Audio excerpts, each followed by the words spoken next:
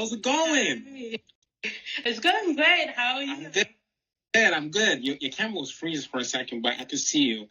Oh but, my God. Does it work now? It's good. It's good. What is going on? Well, I'm just happy to be here. I've been seeing your incredible work in your page, giving these people, a platform to tell their story. I think that's amazing. And thank you for having me. Yes. I'm so glad you came on the show. You have a cochlear implant, right? Yeah, I have bilateral cochlear implants. How many cochlear implants you have? 2. But Two. yeah. Well, yeah. When did you get your cochlear implant? I got them back in 2021. Oh, 2021. Okay. Yeah, cool. Recently. Cool. Because I got one cochlear implant, so that's cool. Okay. That's cool. Yeah. So how you liking it? You liking it good or? I love it. I love it because I've had a progressive hearing loss, which was not diagnosed until I was in the 8th grade in middle school. But for the longest time I can remember, I've always, hurt people to death. Whenever someone asked me for something or like having a conversation with me, I would always ask them to repeat themselves. But it's never come to mind that it could be, that issue until I was in the 8th grade, getting ready to go to high school, when I was talking to someone and, oh my goodness, they had to repeat themselves so many times. And they were like, you need to get it checked. And unfortunately, when I did, I had a progressive hearing loss. And that's when we know. Oh, wow. So you was diagnosed when you was in 8th grade, correct? When I was in 8th grade. 8th grade. Yeah. So what did that felt for you when you was 8th grade and you lost your profound hearing loss? How did it go back in time, and what was that feeling? What was that? Give me that story. What was it like? I don't know. Is there something about putting a label on someone? Because I was so bubbly. I didn't have to worry about anything. I was very open. I didn't mind having conversation with people, although I would ask them to repeat themselves. I didn't care about that. But the moment I found out that I'm deaf, which is what I call it, because it was progressing. At some point, I used to hear the blender, and I would, stand in front of the blender, it would be going, and I still can't hear it. Like, it's not as loud. The doorbell, it just keep going down. And so, yeah, the moment I find out you're hard of hearing, I literally put myself into a little box. I avoid people. I didn't want to talk to anyone. When people are talking to me now, I'm afraid to ask them to repeat themselves. It was just, it was bad. And it took me a while for me to say, you know what? I don't have any control over that. I can't do anything about that. I can only accept it and move on. But yeah, it took me a while. Wow. So how did you advocate for yourself when you was going through high school? What was that transition was like? So you found out having a hearing loss at 8th grade and transitioned to high school. What was that high school like? How did you advocate for yourself? Were you still in your shell? Little buck. Pretty much. I was pretty much in my little buck. I was so great at reading lips, so no one knew. And I guess I didn't want people to look at me differently from other people who can hear. So I wouldn't tell them. I wouldn't tell them that, I have issue hearing, I can't hear you, can you please repeat? I would do my best, literally just focus on what they're saying within their lips so that I can hear every single word. And sometimes I would miss something and, I would kind of like stop and put in 2 and 2 together so that I don't have to ask them to repeat themselves. But that worked well for me. That really did work well for me for my entire high school year. That's what I did. So a lot of people did not know. And I finally, started to open up about my healing issue after I got my cochlear implants. Wow. So it seems like in the deaf community, we have like a superpower where we could very good at reading. Yeah. That is a skill. We automatically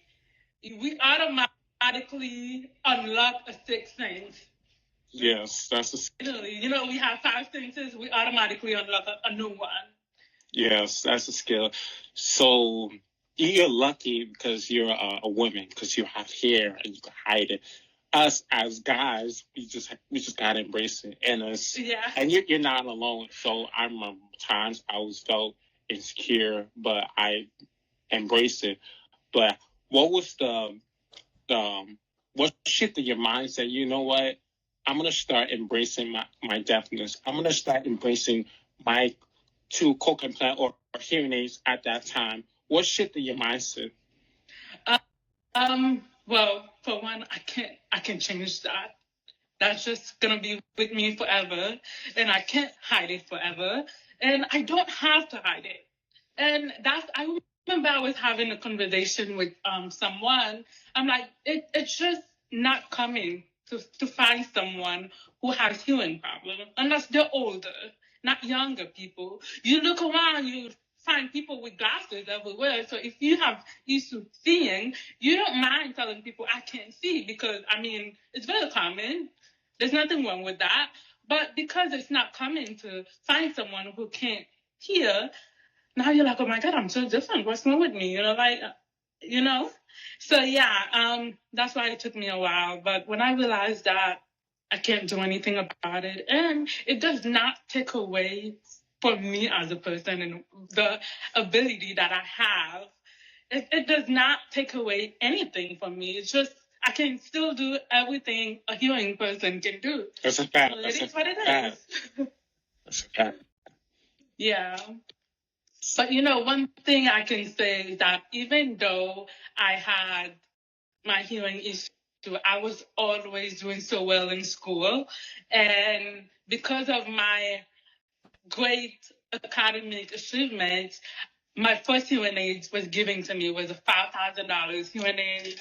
And although it did not work for me, because at that point the progression was like so far, like I couldn't, it just wasn't working for me. And I was trying to hide it so much, I didn't want to, wear it. So I was never used to it. But yeah, I got a free set of hearing aids. And when I graduated high school, I got a scholarship to go to college. Yeah. Wow. So, yeah. A lot of time they were like, I don't understand why you're doing so well, better than a lot of kids who are able to hear. But what they don't know is that I have to go home and teach myself. Although I'm sitting in the front row, I'm missing a lot. Like I have to go home and teach myself the entire chapter of what we went, over in class because I'm missing a lot. Yeah, I was my own teacher. wow. I'm curious. Did you have like a great parent family system, like a great support system when you was younger, or not really? No shade to my family now. No shade, but I was all alone. The only support I had in that aspect was like, why you never wearing your hearing aids when they're talking to me and I can't hear them and they know that.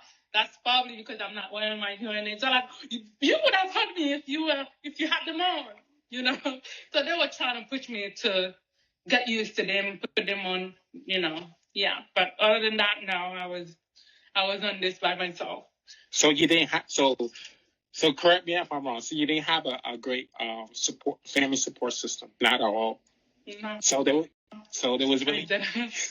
So you was see, what I'm saying is, what I do have to say is that they were supportive. My dad would take me to all the human tests to the audiologist to take all the human tests when they will figure out like what type of hearing aids to give me. So yeah, in that sense, yes. But it's like I feel like when you look at other families and bringing up a child that they knew had hearing issues from birth is different from my case. I had to navigate life and everything by myself. But yes, they were supportive in some cases. Yeah. Okay. Yeah, I see where you're coming from. So it seems like you're the only deaf child, right? In your family, right? I am. And I'm not sure if it's genetic because I don't know anyone else who has hearing problems. So I'm Haitian. I grew up in Haiti. I was born in Haiti. I think it was an untreated ear infection that, ended up being what it is now, a progressive hearing loss. Wow. So it seems like I know certain cultures, they're very strict when it comes to certain things. They try to mold you into the person. They have a high expectation. You have to be that person, not the other way. But you have your own standard, the way you set things, and that kind of conflict certain ways. Is that what's going on when you was younger? Yes, I mean, growing up in a Caribbean household, they do have a certain expectation for you, especially when it comes to school and, how they get you to present yourself and all of that. Yeah. Um, some of us have to, say, you know what? It's not going to work for me. I will give you just a little bit of what you want, but I also am my own person. I'm going to do me. Yeah. Okay, I see. So, what advice would you give if a young Black girl was watching this? What she has like a coke implant, just like you, and what advice would you give her right now if she was watching this? Be open with who you are.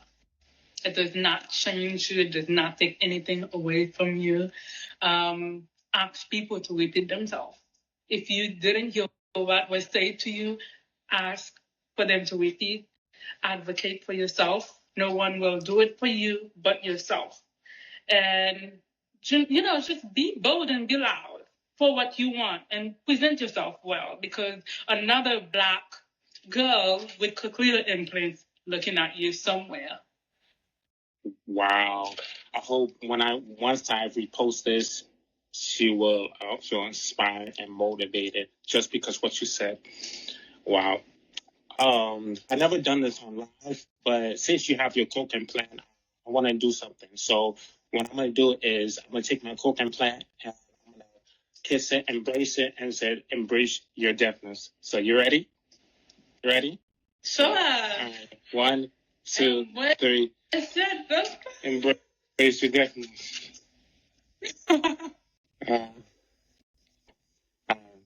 So that I hope once I repost it. I do have a question for you. Feel free. This is live. When you take yours off, can you still hear? To be honest, when I take it off, no, I can't hear. Yeah. Okay. Same. I can't hear everything. But when I got this when I was 2 years old. 2 years old. And I was diagnosed, I can't remember. When I was 1 year old, I was diagnosed. I went through a lot of challenges. I'm so grateful for my parents because they've been there for me, especially my dad with speech therapy and everything. I went through a lot, being placed in special education, struggled reading, writing, traveled different schools. Then I went to mainstream, graduated college. Now I'm in college for a master's degree in teaching, and I have a podcast. So I want to give you a voice to share your story, to inspire and motivate people, because I believe you are a leader. You're inspiring the next generation of people who needs see possibilities, and you overcome challenges, you achieve success. So yeah, here we are. Yeah. See, perfect example You can do it all.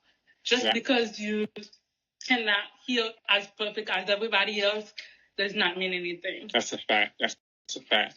So now you are a dental hygienist. I So am. period. So tell me, how did you get into this field?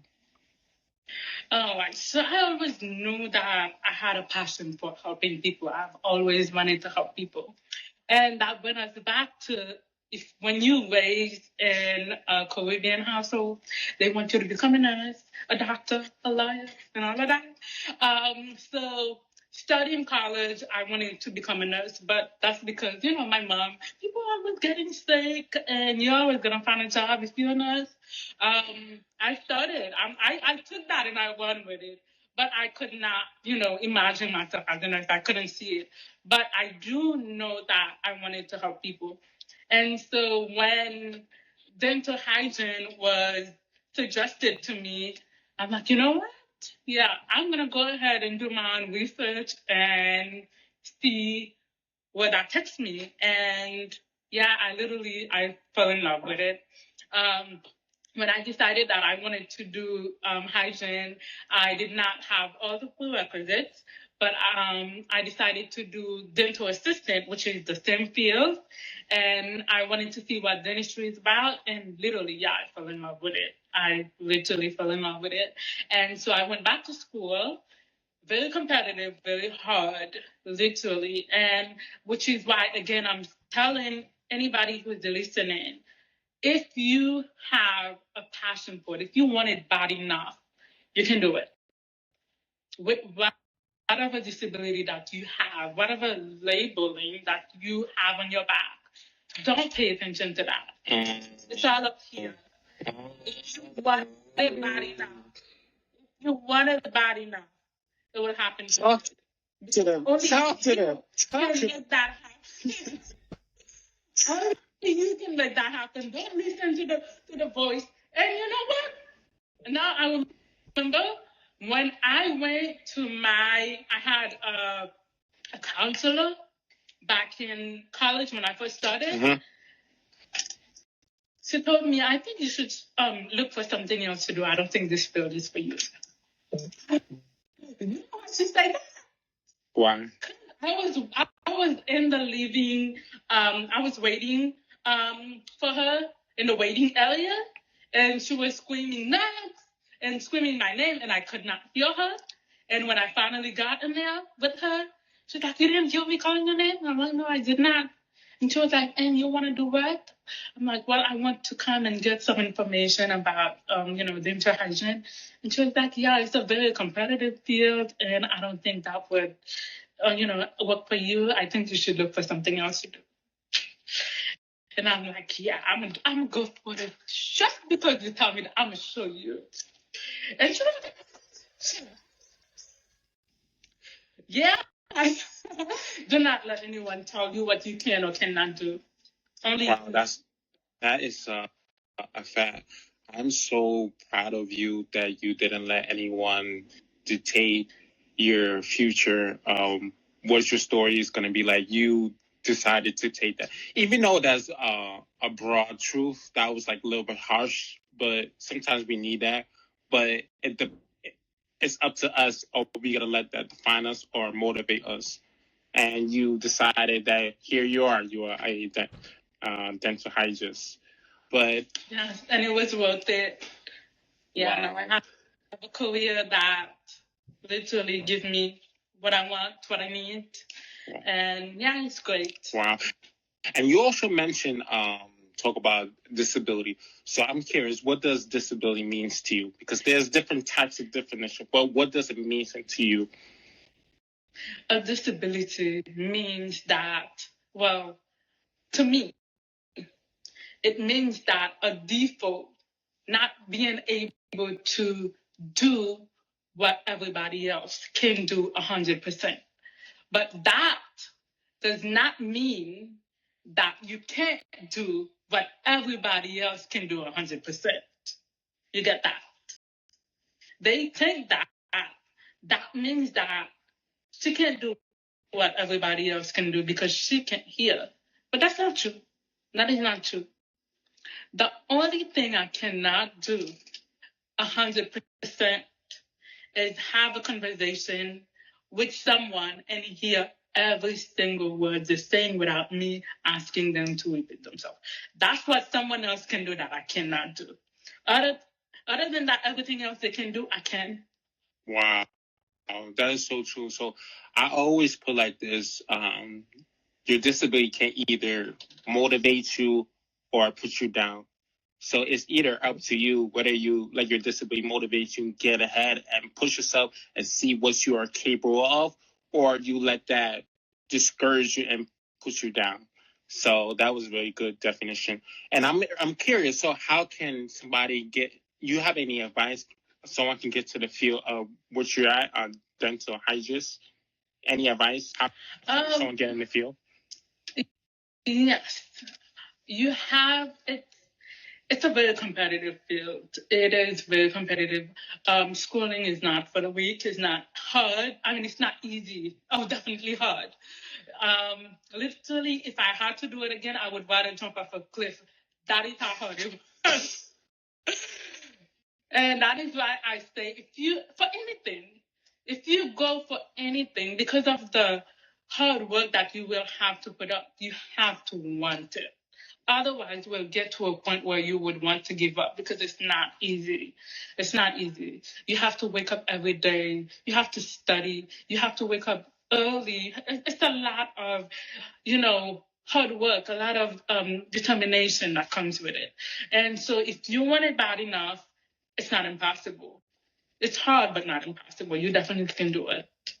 Go for it. What? Get all the information that you need and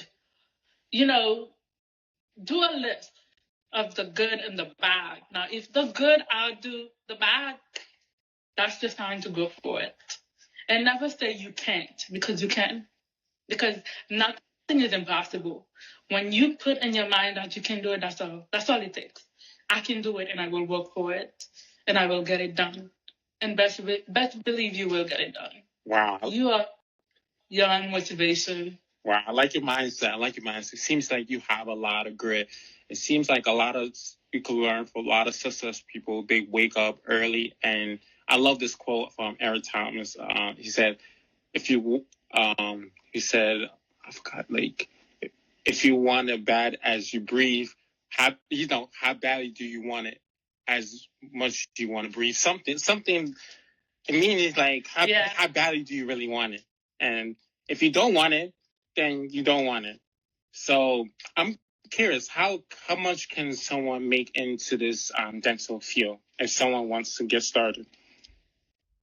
Okay, straight out of school, I don't know why people are accepting anything that starts with a 3. You shouldn't. $40 an hour. If you feel like you need to, gain a little confidence and, just work a little bit better with people, because you be in people's mouths and you have to be. I'm not an extrovert. I'm very introverted, but again, because I want it, that's what I want to do. I have to turn it on and be like, hi,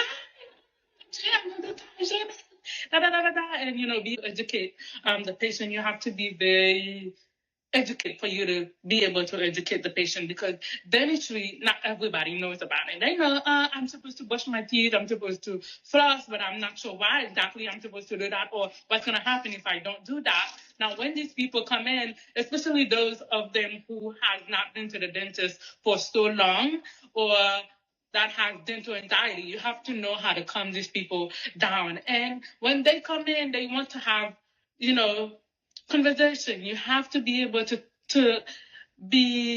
you have to be able to comfort these people that here and telling you, I lost my husband last night.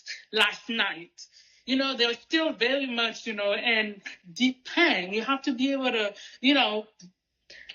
it's a lot going on in that field. So, yeah, you have to be able to give it your all. But, yeah, $40 to start with, and depending on where you are, what states and cities you are. Here in Florida, definitely you're gonna get $40 an hour straight out of school. But I would say ask for 42. You know, if you ask for 42 and they say, I can't really do that, we'll do 40. Tell them, okay, I'll take 40. In 6 months, we can, revisit and see what we can do about that. But do not lower yourself because you went to school. You know what you're doing. You know your stuff. So don't, how do I say this? Don't lower yourself. Your self-value. But you know your worth and ask for your worth. Okay, I like that. I'm curious. Have you met someone who had a coke implant? I'm curious. I have. Wow. Oh, tell me about it. She has been in your show. That's how I ended up following you. You said what? That's how I ended up following you. Oh, following me. Yeah, because she's been in your show. Wait, I'm not understanding. So you're saying you have met someone who's have a coke implant, right? And she's been in your show, and that's how I found your page. Oh, so your patient has followed me. The person that I know. Oh, you're asking about a patient? Yeah, I'm asking. So the question was, have you ever met a patient who had a coke implant? Nah, it's okay. It's good. Okay, so tell me about it. Now tell me about it. Yeah, they are older. He was an older guy, and I noticed the cochlear implants, but that was way after I done treated him. And when he was walking out, I saw it. I literally went after him, and he was about to get into his car. And did you show him that you had a coke implant too? Yeah. Oh. How did it feel like knowing you seen your patient have a coke implant and you have a coke implant? How did that moment feel? It felt good. It felt great. I did not notice, but he did mention that I can't hear. He was asking me to repeat myself a lot. But I didn't put two and two together. But that's because when you're working, you don't really pay attention to that. But you do accommodate the patient. Oh, you can't hear me. I will take off my mask. When I'm communicating with you, I will speak louder. But I did not notice that he had his cochlear implant on until after when he was leaving. But we did have a good conversation about it, and he was like, "I wish I had them when I was on your age." And I'm like, I'm so blessed. Wow. You see, you're a great role model, and I want you to every time when you come to work, tell yourself you're going to meet somebody who has a coke implant, and I want you to be a great reputation and give it your all. And you're gonna inspire somebody. Like, you have the patience, you have empathy, because you know what was that experience like, and you're gonna make a whether it's he or she. And I believe in that. I believe in that. Always keep that in mind that you're going to meet somebody who's deaf, who has a cochlear implant or hearing aid. You're gonna give it your all, and that person like, wow, you impacted me, you inspired me, you motivated me. That is possible. That I can see whatever I want to be. That is possible, and I always don't be scared or insecure. And I want you to embrace how far you come, and you came a long way. I want you to keep in that mind. Yeah, sure. Thanks. Yeah. So what is the best part of working in that field? What's your favorite part? My favorite part is the money. Okay. How do you get to be true? Okay. No, that's my second favorite. Okay. Because I feel you. But no, being able to help people, because again, they do not know what they have going on in their mouth. They don't. Nobody's going in the mirror and opening their mouth and looking around. They don't do that. They don't know how bad it is. And I always tell my patient, your mouth is the dirtiest part of your body. There is so many bad bacteria that's circulating in the mouth. Bacteria travels. It does not just stay in your mouth. You have veins and arteries all throughout your body that's circulating blood from your brain down to your toes. That same blood goes to the mouth and around throughout your whole body. These bacteria can travel. These bacteria has been linked to heart attack, Alzheimer's, diabetes, all of that. Like being able to get, the periodontal disease that you have under control will save your life.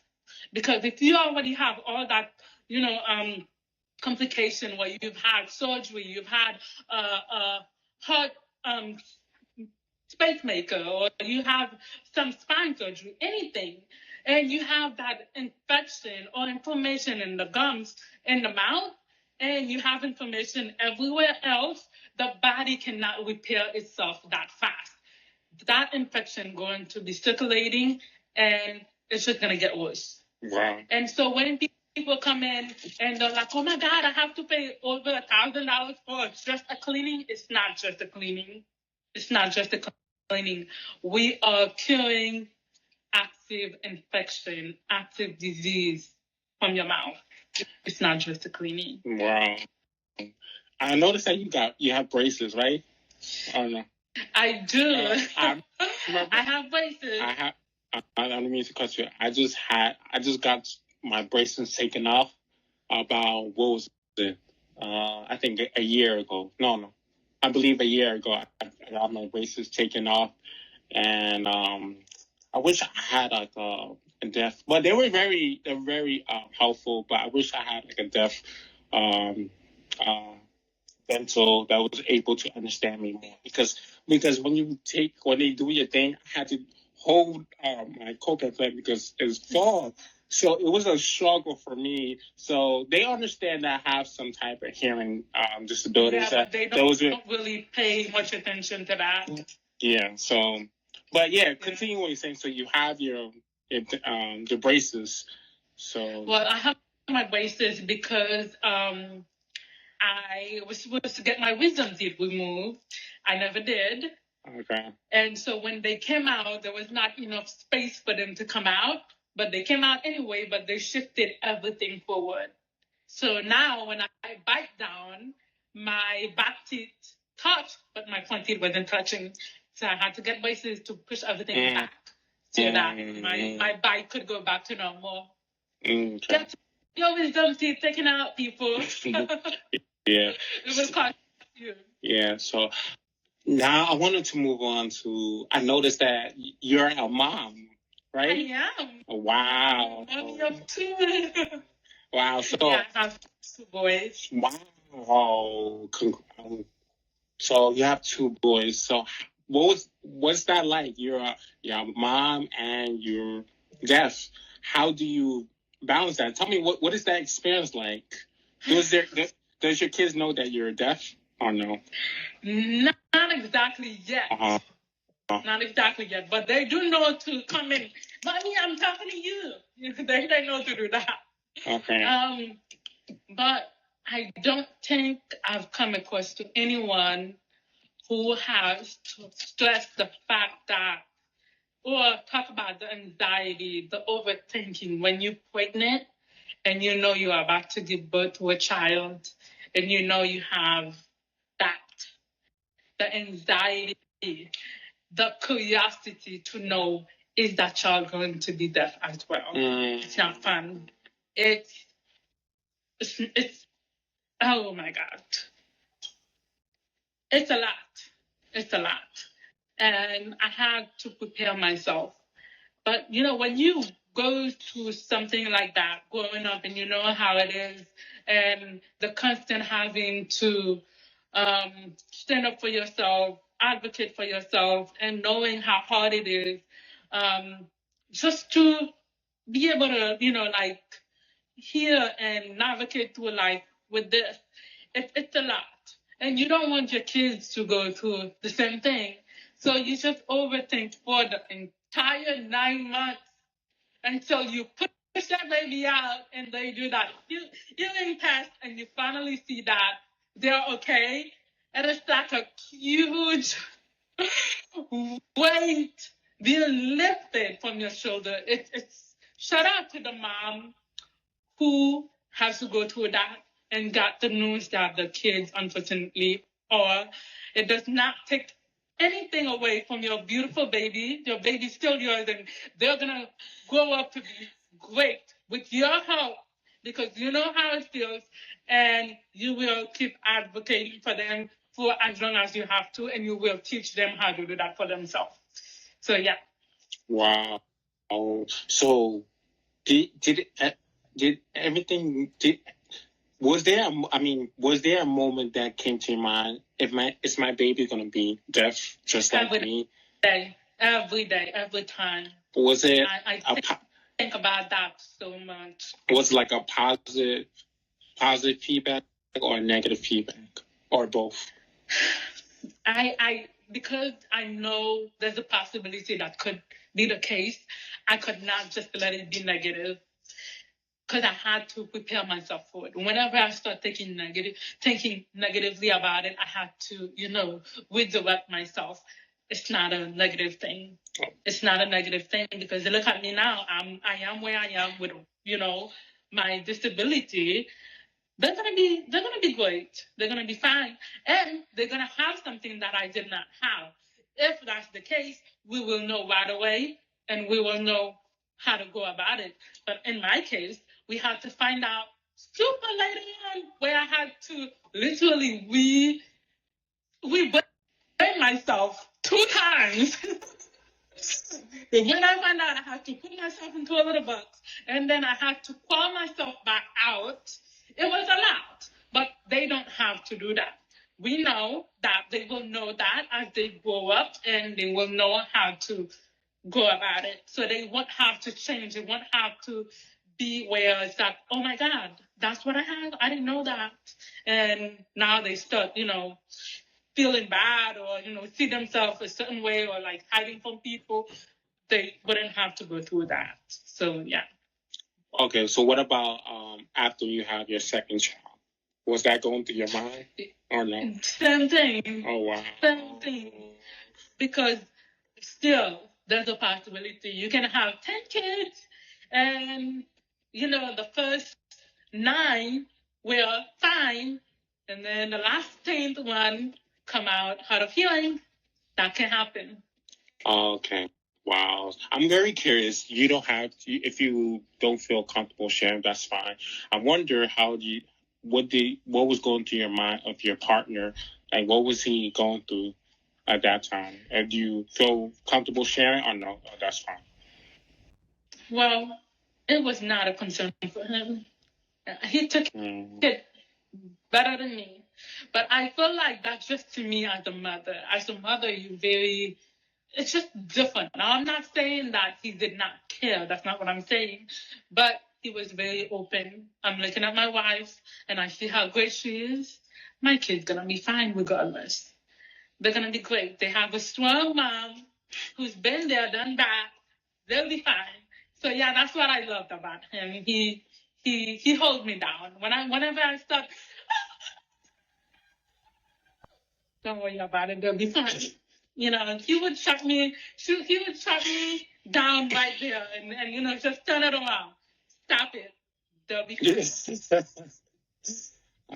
That's good. That's good that you had a very strong partner who's very understanding, and good for your good father of your kids. Say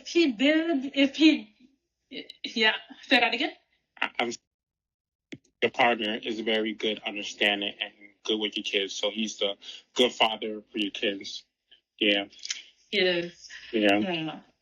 Yeah. So, you about to say something? Or?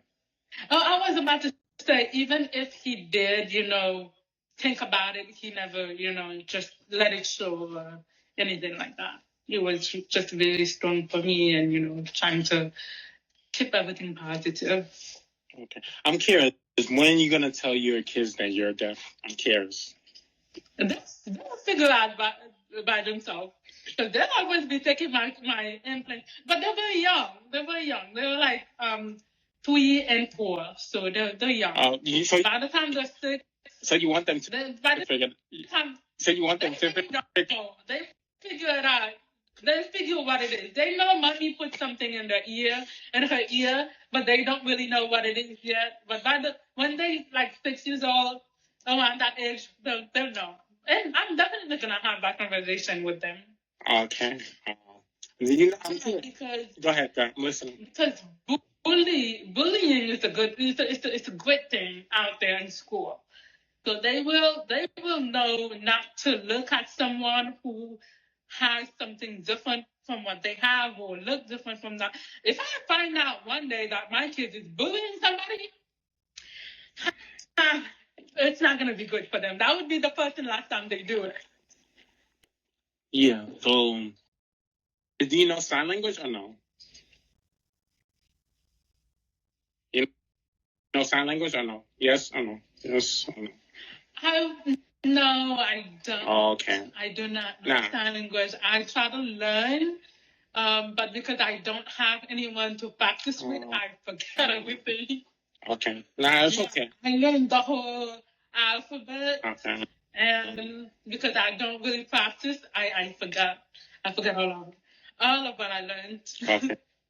That's cool. Before we wrap this up, I know it's almost been an hour and we only have one person on the live, but it's okay. Usually my live is like 4, 5, 10 people, but this live is 1 people. It doesn't matter.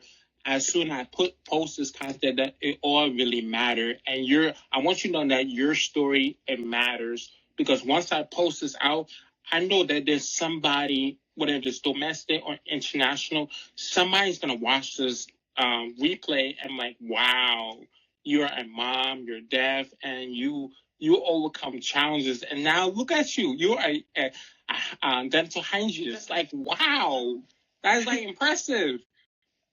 Yeah. I try not to look at the views, but I know once I post it, I know this live's going to make a big impact. But definitely. So before we wrap this up, is there anything you're working on or any last words of encouragement you want to share with the audience? Or if before that 1 person watching, if you have any questions, drop in the chat. She will answer. If not, is there anything you're working on or anything last words of encouragement you want to share with the audience? I'm always working on something. I'm always bettering myself. I'm always looking forward to something, but we'll see. It'll be out there once it's out there. But no, as far as what I want to say to the people who are watching this, again, if you know someone who has cochlear implants or hearing aids, be patient with them. If you're out with them, in a restaurant and it's super loud and the waiter comes to take, their order and they can't hear what they're asking, please repeat the question from the, waiter to them. And if they trust you enough to be on a phone call, if they can't hear what's being said on the phone, pick the phone up, listen for them, and, let them know. And to the man or woman who is in a relationship, marriage, whatever, to a partner who is hard of hearing or deaf, be supportive. You her number 1 thing, and supportive. Just be patient, support her, be there for her as you can. Do what you can do for her.